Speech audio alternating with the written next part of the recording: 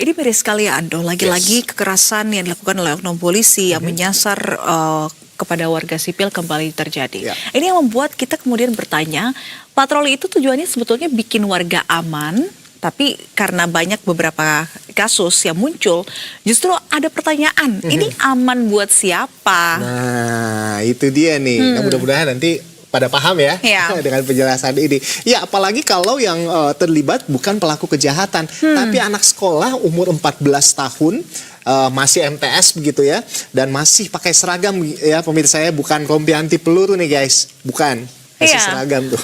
Iya, jadi ancaman apa yang membuat sampai dengan Brimob polisi ini merasa terintimidasi oleh seorang anak pelajar hingga akhirnya memutuskan untuk menghabisi nyawa sang anak tersebut. Karena ironis ya, negara ini kan punya aparat bersenjata lengkap, dilatih profesional, tetapi yang menjadi korban justru warga sipil yang paling rentan. Anak MTS loh ini. Nah, itu dia. Nah, terkait dengan pertanyaan ini Sirina tadi, kayaknya nanti kita akan tunggu keterangan resmi dari kepolisian gitu ya. Nah, lebih ironis lagi pemirsa, ini katanya ini mau menertibkan konvoy gitu ya. Tapi yang justru dipukul ini yang tidak ikut konvoy. Ini gimana coba? Nah, ini ini patroli atau kita lagi main tebak-tebakan? Bingung banget sih ya. Iya, karena warga jika memergoki maling aja kita selalu diimbau untuk jangan main hakim sendiri. Tetapi dalam hal ini polisi, Brimob yang seharusnya oknum tentunya yang harusnya memberikan keamanan dan juga kepastian bagi warga, ini justru menjadi pelaku yang menyakiti warga dan tidak memberikan rasa aman. Iya, katanya refleks, tapi refleks aparat ini kan seharusnya dilatih untuk menahan diri ya, bukan melepas helm ke kepala orang lain yang kemudian menggunakan helm itu untuk hal-hal yang menyakiti. Iya. Helm kan ya harusnya buat keselamatan gitu ya, buat keamanan, bukan sebagai alat tempur. Beda dong. Ya, jadi alih fungsi, berubah jadi alat kekerasan. Ini berarti yang salah bukan helmnya, tapi cara berpikirnya gitu. Iya. Gimana juga kalau kita menyalahin helm? Helm. Beda mati dong. Nggak mungkin nyalahin helm ya, penggunanya justru ya. Iya, betul. Dan kita apresiasi proses hukum yang katanya ini cepat dan juga transparan. Tapi publik juga berhak bertanya dong, kenapa harus ada korban dulu, baru ada evaluasi? Dan ini bukan kali pertama, sudah berlarut-larut, sudah banyak daftar panjang tadi kita bacain aja kasus. Lumayan panjang ya. Sudah ada 6 tadi kita. Itu yang menjadi contoh kasus. Yang viral gitu. Yang viral. Nah, yang nggak viral, yang juga terjadi sehari-hari di masyarakat kita, tentunya ya ada saja begitu. Masih ya. Ada aja, tapi nggak ke blow up ya.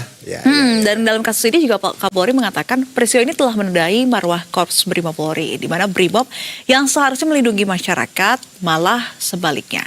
Dan ini kita akan simak pernyataan Kapolri Jenderal Polisi Listio Sigit Prabowo berikut ini. Saya kira sudah diproses ya, saat ini sedang dalam pendalaman penyelidikan baik proses yang dilakukan oleh Polda ya, tidak salah, saat ini sedang berjalan. Ya, betul sekali ya, karena memang keadilan seharusnya ini hadir sebelum nyawa orang melayang begitu ya, bukan sekedar muncul setelah konferensi pers gitu. Tapi kita bersyukur juga bahwa tadi memang sudah sempat disampaikan begitu, memang kayak misalnya tadi di Maluku Tenggara itu tadi, itu kan memang sudah diproses secara hukum begitu ya, dan kita berharap, bahkan keluarga juga berharap bahwa si pelaku ini bisa mendapatkan hukuman seberat-beratnya, artinya yang setimpal.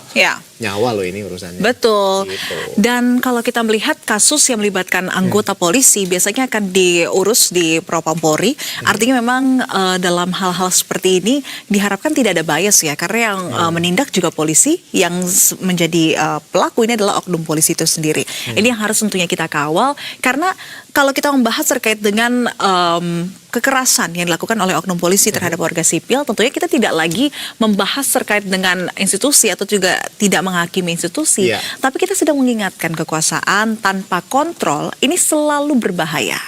Nah, itu dia.